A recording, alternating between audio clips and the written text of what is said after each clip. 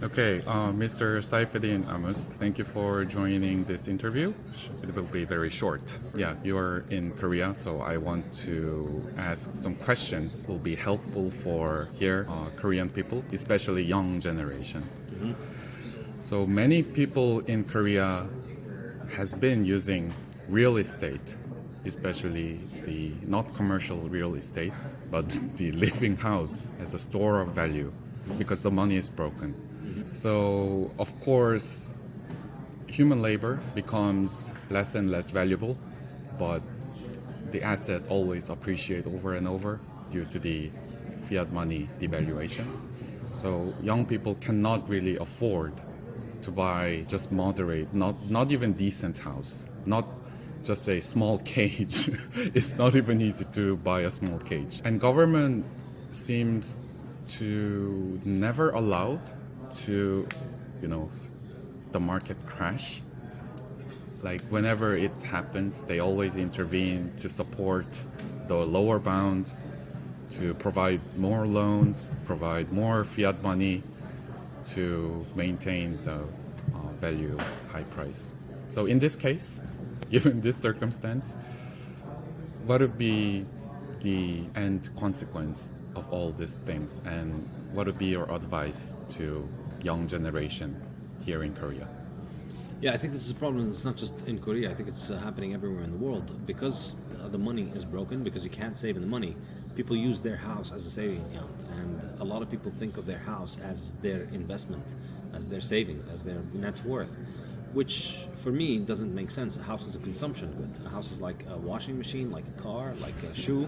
It's something that you use. And Yes. things that you use over time, they lose their value. They get degraded. Your shoes are going to be worth less next year compared to what they are today.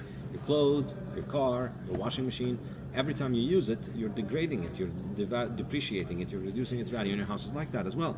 Every year, your house needs repairs, needs things to get fixed, and if you don't do those, the thing can fall apart, the whole house can fall apart. You need to replace the pipes, you need to paint Roof, the roof, you need to replace the tiles. Tiles, so many different problems that happen. So that's a consumer good. A house is a consumer good, and it's only because we don't have a good money that money gets used, that houses get used as money effectively.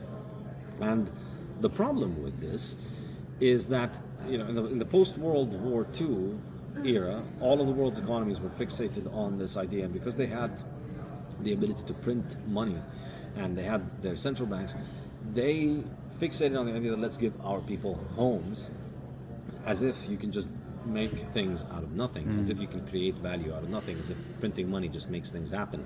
And so let's just print money and give it to people, and then people will be able to buy homes. And the way that they do that, of course, is not printing money, it's through lowering interest rates so that you make money more plentiful. Yes. But that just leads to the price of houses going up. So then you get into this incredible scam dynamic where the more inflation, the more the price of houses goes up. The more the price of houses go up because people use their house as a saving account. They think their house is now worth more. They Yes. think they're richer. In reality, they're not getting richer. It's just that their money is getting devalued. They are getting richer than if they would have been if they had kept their money in cash or put it in the bank. That's true, but they're not getting richer. They're getting poorer at a lower rate than those people because the value of the house is not going up. The value of the money is what's going down. And the house still requires a lot of expenditure. So the result of this is that the price of houses goes up. The generation that managed to get in early managed to buy the house at a very low price. But now, because they keep printing more money, the money continues to get devalued. And because people can't save, people can no longer buy the house. They can no longer afford to buy the down payment on the house. So the idea was we're going to make the mortgage market so easy for people to get mortgages that houses are going to be so affordable. But then if you make houses so affordable through financing, you will raise their price. Because anybody can buy it, so everybody will buy, everybody will raise it. The price will go Bidding up. up, bidding up, and bidding up. Exactly, bidding up the price, and then in my opinion, I think we get to a point where the down payment on the house becomes as big as the value of the house would have been if you didn't have this intervention. Correct. So effectively, think about it. Right now, I mean, $1 million house. I don't know what the Korean market is like, but look at the U.S. for instance. $1 million house today is probably a house that would have been worth 10 years ago would have been worth probably something like $300,000. So if you didn't have inflation over that time, So, or maybe $250,000. If you didn't have inflation over that time, and the price of the house stayed stable at 200, or the price of the house would have gone down if you didn't have inflation, because we keep making more houses become more plentiful. And the building technology improves. Exactly. So just looking at the last 10 years of inflation, the house that is today worth $1 million could have been worth something like $200,000. You know, instead of going up from 250 to 1 million, it would have gone down from 250 to 200. Right now, 200 is the deposit that you have to pay for this house. It's the down payment. And so you would have been able to buy the entire house for the cost if you weren't subsidizing this market. So the result of this is the older generation, the people who got in early, they got their houses for candy, basically, for nothing. Yeah. And now they can sell them for a lot of money. And they think they got rich. They didn't. Their money has been devalued. But their children and their grandchildren can no longer buy those houses. They're going to be unable to afford those houses. And so all of those houses are going to be sold to giant corporations that rent them out. So we're moving towards a society where the plan was, let's make everybody a homeowner. Now we're going to make everybody a renter.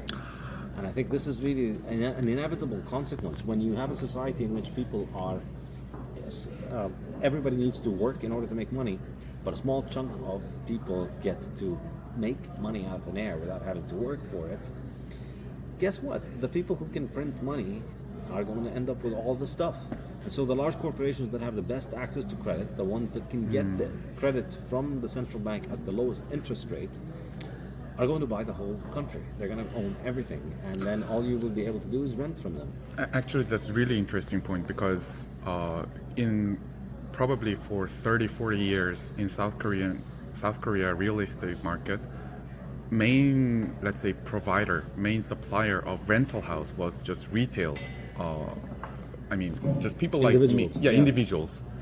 But now we can see a lot of signals, or even like the very explicit signal saying, yeah, now government will intervene or make corporation easy to gobble up all those houses, and then, you know, will be public, rent for people, of course, they say. Yeah, and it's exactly the problem. Instead of you being able to afford ownership, now they're going to give you subsidized rent in government-owned buildings. And I mean, you see how government programs go. It's always this thing.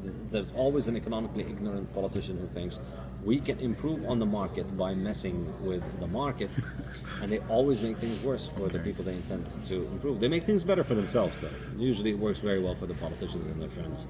I see.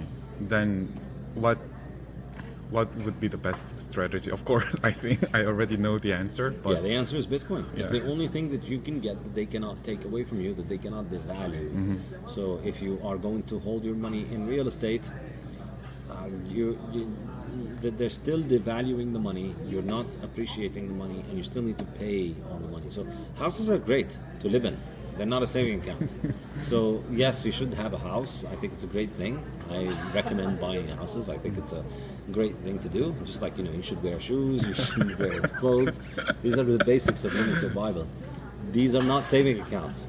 Don't mistake your jeans for a saving account. Your car is not a saving account, and your house is not a saving account. It's a consumer good. So buy it as a consumer good, but for savings, put your savings in Bitcoin. You will massively outperform savings in real estate. Yeah. Okay. If you're unable to buy right now, I think there's a good case to be made that just keep buying Bitcoin over. It might take 5 years, it might take 10 years, but hodl. Yeah, just keep hodling, and eventually, the price of Bitcoin goes up, the price of the dollar keeps going down. Eventually, the price of your dream house. Goods and services will just decline over Bitcoin price. Yeah. Of course, over the fiat dollar, Korean won price, it will goes up and up and up. Exactly. But you have in terms a cheat of code. Bitcoin Is the cheat code for this. Okay, that's very fascinating. Okay, thank you for thank you for the good advice, and No problem. hope to see you maybe in later future. I hope so too. Yeah, Thank you. Cheers. Cheers.